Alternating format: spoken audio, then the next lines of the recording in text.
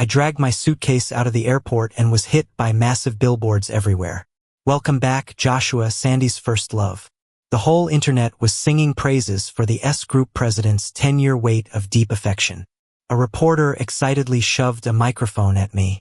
Joshua, are you touched that Sandy has stayed single all this time for you?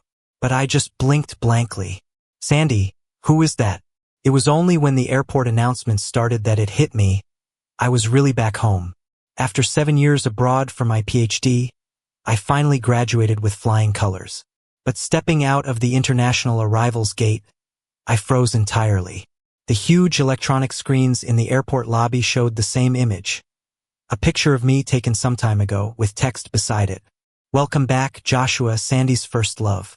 Sandy's beloved first love. Her decade of waiting finally paying off. What's going on here? My fingers instinctively tightened their grip on the suitcase handle.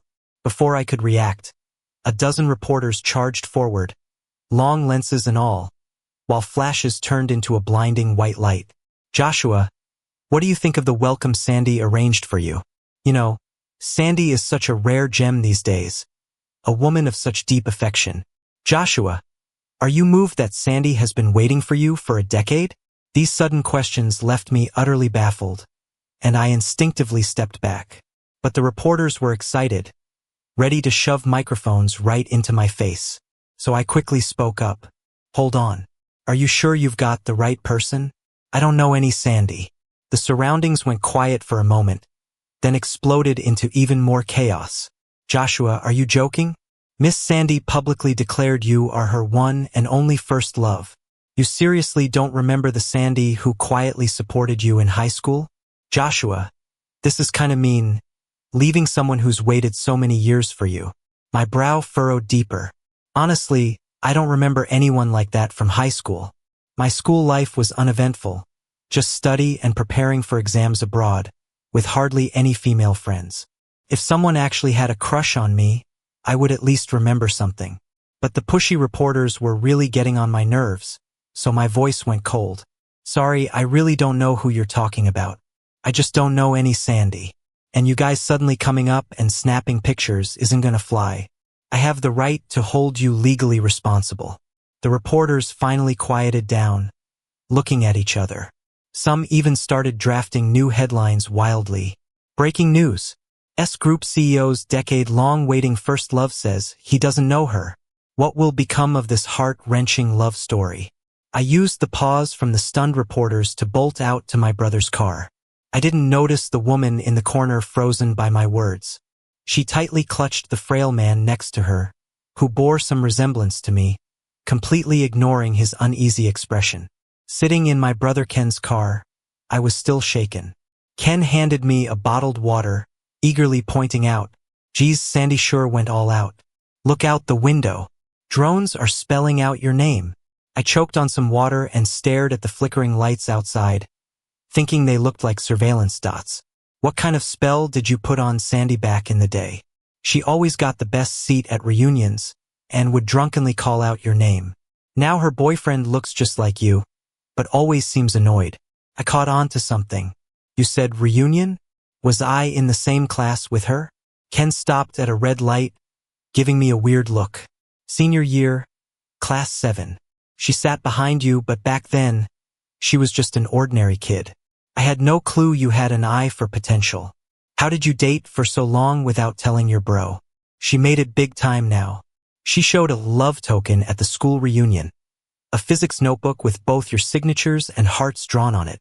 Ken's ribbing was genuine. Meanwhile, I was racking my brain, suddenly recalling a lost notebook from a physics competition senior year, which stressed me out so much it almost wrecked my score. I had searched everywhere for it. It was critical for the competition. I replied hoarsely. Ken's eyes widened, clearly remembering too. Is that the one from back then? I remember you cried when you couldn't find it. Wait a minute, you really don't remember Sandy?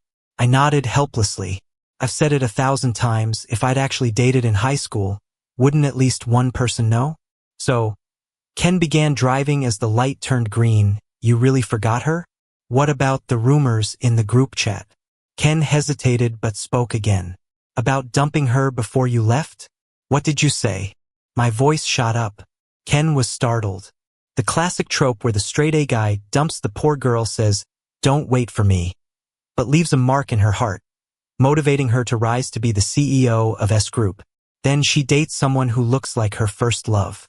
Ken rambled on, but I couldn't process his words anymore. Sandy's pursuits had become a big deal. Even my parents had heard she was someone I dumped, shaking their heads behind my back, half joking how she might make something big happen now. But the day's whirlwind had left me reeling. So I just told my parents, "Mom, Dad, just know this, I would never casually dump anyone. But there's a lot I need to get straight." After I got back to my room, I quickly searched for news about Sandy's interview. A ton popped up, almost all with my name. I clicked on one at random. The woman on screen looked beautiful, with a tinge of nostalgia in her eyes. During the hardest times, thinking of him was what kept her going. The camera cut to the host's emotional face. The video ended with Sandy saying sadly, even though he said, "We can never be together." And the top comment on the video? It said something like, "That first love overseas must be kicking himself, just waiting for the dramatic chase scene to unfold." After watching that, I dug out my high school graduation photo from a corner at home. I matched the names on the back one by one. Then, I found Sandy at the edge of the photo, almost swallowed by the shadows. Her long bangs covered her eyes, making her face hard to see. Her uniform collar was crookedly open, a stark contrast to the bright smiles of the students around her. This was completely different from the confident woman on the finance channel.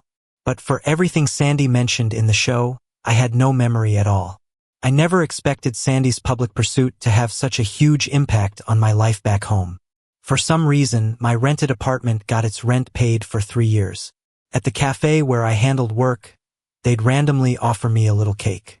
It made me feel scared like never before, like I was being watched, and at the same time intensely angry. I came back not just to be with family, but to use all I'd learned to contribute to society and my country. No relationship stuff involved. The day I applied for a job, I quickly got an interview notification from the company. But when I handed my resume to the receptionist, their eyes widened instantly. "Are you Sandy's?" My heart skipped as I interrupted them, my voice suddenly sharp. "I'm here to apply for the chief researcher position, Joshua." The interview was way too smooth. Even the questions were surprisingly simple. At the end, HR adjusted their glasses, smiling warmly, almost flatteringly. "Joshua, you really don't need to go through the whole process. S Group is our biggest partner, and Sandy specifically mentioned you last week." Again with Sandy, I could feel my hands shaking from anger. I'm a graduate from a top 3 QS ranked university worldwide, published in top-tier core journals 4 times as the first author with 2 patent projects. Are those credentials meaningless compared to some random connection? The air in the meeting room became tense all of a sudden. The HR's plump face showed awkwardness. "That's not what I meant. It's just Sandy's instructions." I stood up. "Please tell Sandy that her actions have already affected my daily life and work. If she interferes with my career choices again, I'll report your company for discrimination and favoritism to the relevant departments. Plus, with such actions, I question whether I can expect enough growth opportunities here. This is supposed to be a mutual selection. I don't think I fit your company culture. You're better off finding someone else." As I walked out of the building, I immediately called Ken. "Any class reunions coming up?" "I was about to tell you. Sandy booked out a restaurant the day after tomorrow. I'll be there and have a proper talk with Sandy about spreading rumors about me." I cut Ken off. Sensing my mood, Ken wrapped up the call with a few quick words. On the reunion day, I arrived early on purpose. Yet, I underestimated some people's enthusiasm. Apart from a few close friends, most people's attention was on me and Sandy's gossip. "Did you know Sandy's coming?" I've never seen such a devoted woman. Back then, Sandy wasn't noticeable in class. Who'd have thought there'd be such a deep story with our top student? "If you two get back together, remember my invitation to the wedding. Kick out that stand-in hanging around Sandy. I've never liked her, with a face similar to Joshua's, and won't stop clinging to Sandy." I slammed down the bubble water Ken handed me onto the table, making a loud noise. I've never talked to Sandy. Other than being old classmates, we have no connection. Don't spread baseless gossip. It's slander. The surrounding area went silent. The music suddenly changed tracks, some obscure love song about broken mirrors and reunions, which only annoyed me more. Playing the high horse, someone muttered from the corner, quickly drowned out by the incoming flood of phone notifications. I was sure it was some chat group without me, buzzing like crazy. The private room door suddenly opened. Sandy, dressed to impress, walked in holding the hand of a guy. The guy wore a shirt almost identical to the one I had in high school, mimicking my gestures from back then. Sorry I'm late. Got Jason his favorite chestnut cake. Sandy scanned the room, avoiding eye contact with me, yet the move felt deliberate. Jason kept his head down, ears flushed red, but I didn't overlook the tears in his eyes after a quick glance at me. Whoa, Sandy, aren't you gonna introduce him? Somebody broke the silence. Jason, my fiancé. Sandy finally seemed to notice me, a challenging curl on her lips.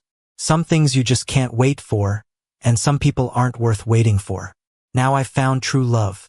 My expression turned cold as I stared at Sandy.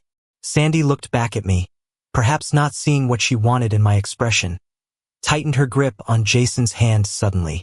The boy gasped lightly, but Sandy didn't notice. People were trying to lighten the mood since the tension was high. The room got lively again as drinks flowed. Sandy sat at the main seat, with Jason stuck to her side like a decor piece. Every time someone tries to chat with me, a voice from the other side suddenly gets louder, discussing some million-dollar project, and they look at me with a knowing glance. Suddenly, a classmate who's had a bit too much knocks on their glass.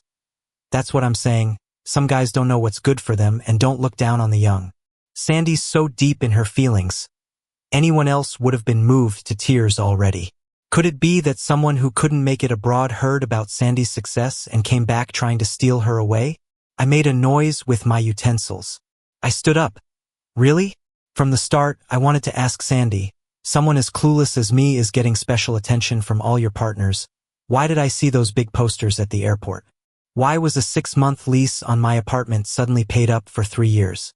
And why did someone suddenly send me tiramisu? I have evidence for all of it. Should I show Sandy? All the whispers suddenly stopped.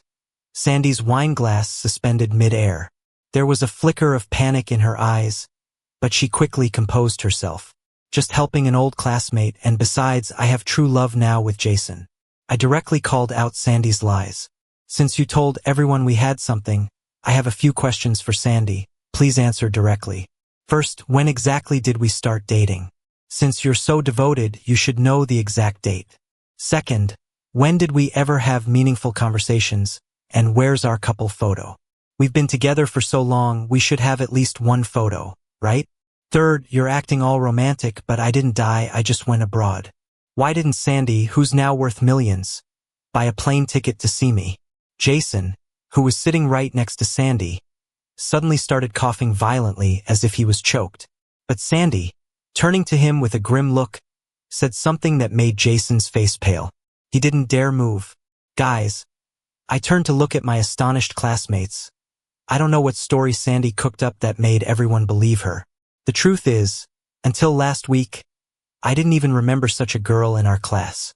Now she's using my name, playing up this deep love story, getting a stand-in, and as soon as I'm back, there are confessions, sneaky photos, and privileges. Enough. Sandy slammed the table, scaring everyone around. But she just looked at me hysterically. Why did you write lucky to know someone like you in your physics notebook? That was just part of a dictation exercise. Everyone did it. I was shocked by Sandy's twisted logic, completely losing control of my emotions. I kept taking deep breaths as Ken comforted me worriedly. I gently waved off Ken's hand, giving him a reassuring look, then turned coldly back to Sandy. Everyone here today is a witness. If you show up in my life again, I'll make sure everyone knows your so-called decade of deep love is just a stalker's fantasy. I'll also gather evidence through legal channels. To those thinking about spreading more rumors, go ahead and try.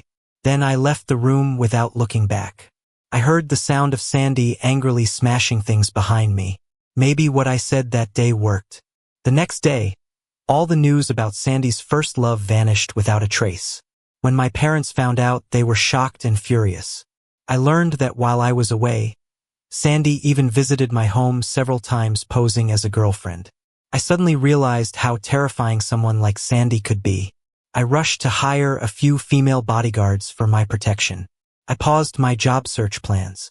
If I didn't deal with this lunatic Sandy, my future wouldn't be peaceful. While I was thinking about what to do, a text came from an unknown number. Tomorrow at 3 p.m., Rainforest Alley Cafe. I'm Jason. Hope you still remember me. Jason, the stand-in Sandy kept? I almost didn't recognize him when I saw Jason, small and thin, wearing just a loose t-shirt with bruises on his neck. He wasn't trying to look like me, and that's when I realized we looked nothing alike. You actually came. Aren't stand-ins in books usually the evil side characters? Aren't you afraid I'm provoking you? I shrugged. I've hired bodyguards now. Sandy would have a hard time even getting close to me. I glanced at Jason's bruises and frowned. How did you get hurt? That question seemed to open a floodgate, and Jason in front of me was both crying and laughing. Joshua, do you know what's in her basement? There are 372 secret videos of you, over 3,000 photos, from high school until you returned home. He inserted a trembling USB into my laptop, and the shocking contents made my stomach turn. I didn't even know when these were taken. I could feel my body trembling. Why show me this? Because now she's watching me. Jason's voice rose, sharp and high. Ever since you returned, she goes to the basement every night to watch those videos, forcing me to imitate you even more. At first, I loved her, and I needed the money, so I did everything. It just gave her more reasons to hurt me.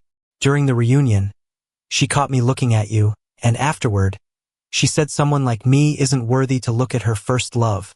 Jason pulled up his t-shirt, revealing bruises and bite marks. It was horrifying. I suddenly realized the situation might be worse than I thought. Jason's broken voice continued. My grandma's in the late stages of cancer. She thinks I'm tutoring. She can't see this. It's my fault. I shouldn't have gotten involved with such a crazy person for love or for my grandma's treatment.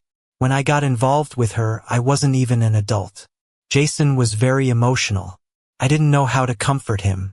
I stayed silent for a long while. We can work together. Jason looked up like he got burned. Do you know how powerful Sandy is now?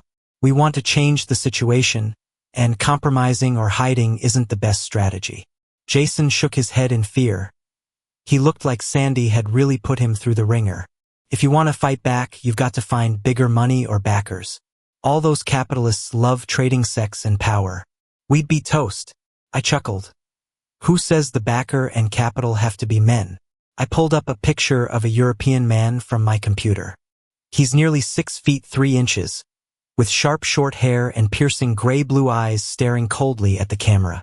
Felix, a friend I made abroad, just made it into the Fortune 500 ranked companies recently. Sandy built her empire from scratch. But do you think she can handle someone like him with deeper roots abroad? At the end of the day, it's just because we're not strong enough. Jason stared at the guy, eyes widening suddenly. I've seen him on the news. He once snatched a huge deal away from Sandy. Sandy lost it at home over that, saying she'd never expected a man to be the one to outwit her. I smiled. He's coming next week for business, and he's asked me to dinner. So, wanna team up? You gotta get in the game to turn the tables. So, your plan is to get me to partner with S Group, then find a way to break her fund chain, and get this guy to report her for illegal detention? Felix raised his eyebrow after hearing our plan. I nodded. Sex abuse, illegal confinement, and spying, enough to lock her up for decades. Felix cut me off. Naive. You think someone who was a nobody in high school and now has billions before 30 did so legitimately? I was stunned for a moment, but caught on quick. You're saying her company funds are shady to begin with? Felix gave me an approving look and pulled up some data on his computer. Sandy's company is applying to go public with a valuation close to $1 billion. But nearly 40% is dirty money. So, your plan with this guy seems too soft to me. Just throwing her in jail is too easy. Someone this arrogant needs to watch her empire crumble before rotting in a cell. Felix finished his fruit and elegantly dabbed his lips. Suddenly, he seemed to recall something. Can Jason access her financials? Jason, shocked by Felix's ruthlessness, realized if he wasn't tough, he couldn't be on par with the capitalists. He wasn't too savvy with this stuff, just waiting for instructions. Sneakily called on, he stammered. It's possible, but she's been watching me closely. Could be risky. Felix nodded, that works. You don't need full content, just a lead. My guys can trace it back. Jason opened his mouth, wanting to ask why Felix would help them. Yet Felix seemed to read his thoughts. I despise her kind. I was about to speak again when Ken's call went crazy.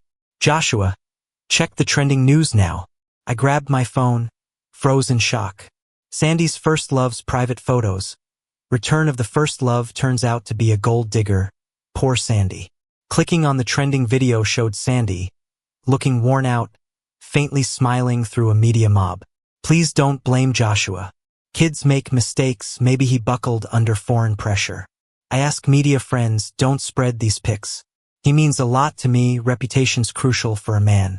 Then, it switched to blurry bedroom photos, those profiles eerily resembled me, but all the women were different. A strange text buzzed in. Sandy. Joshua, I know we have misunderstandings. I believe you're not that guy. Remember to come by? I'm your only help. Always love you, Sandy. I shook with fury. So this is what Sandy was up to this whole time? These photos are photoshopped. It's not even... Felix gently pressed on my angry hand. Of course, you don't need to prove anything to me. But I could feel Felix's aura grow colder. He was pissed. He smirked sharply.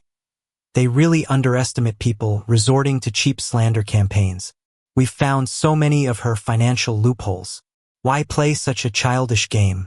But Jason was worried about the current situation. So what do we do now? Stick to the plan. Felix lit a cigarette. I've seen tons like her, thinking they've got you by your reputation. Now's her peak moment of cockiness, thinking Joshua will beg her for a way out. Now's when she's off guard. We didn't pay much attention to the trending drama after. Sandy, not seeing me show up, was enraged. Texts from that anonymous number became more frequent. All gross, sweet nothings and threats. She seemed to try finding me, not knowing I had protection lately. Infuriated, Sandy turned her wrath toward Jason. He was similar to me but lacked my social standing, satisfying her bullying urges. But before she could rage, her company fell apart. Felix aggressively poached Sandy's projects, under the guise of entering the domestic market. Left her petty contracts, which yielded no profit or were riddled with issues, forcing Sandy to pour money into fixing them. She started with nothing, and though she now had allies, their relationships were profit-driven, leaving her lacking their aid. Sandy was beyond stressed, juggling multiple crises. Jason heard of her coming home to smash things and curse Felix, clueless of how she ticked off that kid. But Felix merely laughed it off. Well, thanks for the compliment, I guess. The S Corporation was on shaky ground and soon started to decline. Sandy ended up practically living at the office to handle the company's issues. This gave Jason the opportunity to dig through Sandy's study for documents. There's a safe with a password hint. The days we were in love. Joshua, do you have any idea? I was holding the walkie-talkie, totally stunned. How would I know? I've never even been with her. Felix frowned, sensing something wasn't quite right. This was a rare opportunity. If Sandy caught on, it wouldn't be so easy to bring her down later. Tell the kid to think hard if that vile woman had anything she really cherished. There might be a clue there. Jason thought for a while. Suddenly, he remembered a very old notebook Sandy used to look at every day. He recalled and fetched it. June 20th, 2015. It rained today, and I didn't have an umbrella. I got soaked. Then he glanced at me, walked over, and handed me an umbrella, saying softly, "Here, take it," and then walked away. I'm familiar with those eyes. He must like me. Every page after that was full of your name, heavily underlined. Jason's voice grew louder, laden with disdain. So disgusting, claiming someone likes her just from a glance. Felix and I exchanged looks of mutual disgust but quickly pulled ourselves together. Jason, this is probably the combination for the safe. Try it out. There was a click on the other end, seemingly the sound of it opening. Found it. Information on offshore accounts. And an old piece of men's underwear. I'll try to copy more files. Remember to keep watch for me. The S Corporation was investigated. When Sandy heard, she was in a bar, picking out men who looked like Joshua. She was thrilled to find another guy whose lips resembled his. But this guy's eyes couldn't compete with Joshua's, just a social climber's sly gaze. She viciously grabbed his hair, and the guy yelped in pain. Sandy imagined the scream as Joshua's, and she laughed. She doctored those photos. Joshua must be suffering now. Serves him right for pretending not to recognize her. She wanted to give her Joshua a bit of punishment. Sandy was lost in the fantasy of her first love, falling from grace and needing her, when the bar manager frantically urged her to get lost. She only then realized what was going on outside. The company was seized, the cash flow cut off, and even her home was raided by the police. They found loads of treasured photos of Joshua in the basement, along with videos of other men being abused, many of whom were minors. But Sandy's first thought was, who do those lowlifes think they are to look at the beautiful photos she took of Joshua? Thinking of this, Sandy staggered out. She didn't even make it out the bar door before being handcuffed by the police. Screaming like a beast, she ordered everyone not to touch Joshua's photos. The disgusted looks from people reminded her of that rainy night. Indeed, only Joshua understood her. The day S Corporation completely collapsed, Sandy's news was everywhere. Once a young CEO preserving herself for her first love, turned out to be a twisted voyeur, committing all sorts of crimes to rise to the top. The real powers behind Sandy distanced themselves at the first sign of trouble, pinning all the blame solely on her. I felt quite unnerved watching the news. I initially thought Sandy was just an obsessed lunatic targeting me. But it turns out her crimes went beyond sneaky photos and rumor-mongering. Yet, it kind of made sense. Though Sandy was a rising star in the market, how could she pull all this off alone? Undoubtedly, she made some deal with darker powers that turned her into a puppet. The police station called again, saying Sandy was making a huge fuss in jail, demanding to see me. I sighed, then decided to see her after all. Curiosity got the better of me. I wanted to know why this person, long forgotten, saw me as her first love. And so I went to the prison. Sandy, in her prison uniform, appeared much leaner than on TV, dark circles under her eyes. This pitiful look somewhat reminded me of Sandy in the graduation photo. She was acting high and mighty, reprimanding the guards. But seeing me, she nearly threw herself against the glass, palms pressed tightly as if she could touch me. Joshua, only you came. I frowned, you summoned me. I'm here to confirm something. Sandy's lip twitched into a fawning smile, like she was parading her most humble self. Junior year, during the rain, you gave me an umbrella and gazed at me affectionately, telling me to keep it. I frowned, trying hard to recall. I vaguely remember a rainy night. I rushed out with Ken to catch a class, lending a classmate my umbrella, then leaving with Ken. The classmate didn't leave a strong impression, just that it was someone in my class. The memory was so fuzzy, I had no recollection who I lent the umbrella to. Besides, lending things to classmates was as normal as can be. Were you that classmate? Sandy stared at my expression, seeing only a vague impression, genuinely forgotten. Determined not to give up, she tried again. What about the spring sports day? You fell in the 800 meters. And I was the first to help you. My eyes widened, starting to think this woman wasn't quite right. I spent high school prepping for study abroad, never participating in sports. You're lying. Sandy suddenly raged, only to switch to a pleading expression. At the graduation party, you wore a white suit, and I sang for you, bringing you to tears. We skipped class to catch a movie together, you held my hand, and we kissed and hugged. Joshua, I know I scared you a bit lately, but you can't deny we had a great time together. I don't blame you for leaving me and going abroad without saying a word, but I've missed you so much. Jason is just a stand-in for you, and with him it was all just a charade. I know you don't think much of me, so I worked really hard, doing everything I could just to make you notice me. I suddenly stood up. I felt an intense sense of disgust from being falsely accused. You're really not normal. I had to report early for studying abroad, so I didn't even attend the graduation party. What love? What kiss? It's all in your imagination. That's not imagination. Sandy was extremely agitated, looking like she wanted to burst through the window at me. The prison guard held her back, but she kept struggling. You forgot. It's okay. I remember it all. I remember you slowing down every time you passed by, sneaking snacks into my desk, and telling me we should take the college entrance exam for the same university. Joshua, when I'm out of here, I can make a comeback and we can buy a big house. I finally realized Sandy isn't normal. She's been building a story in her head that never existed, and I unfortunately became the first love in that story. I can't communicate with someone like that and don't see a reason to try. So I stood up to leave.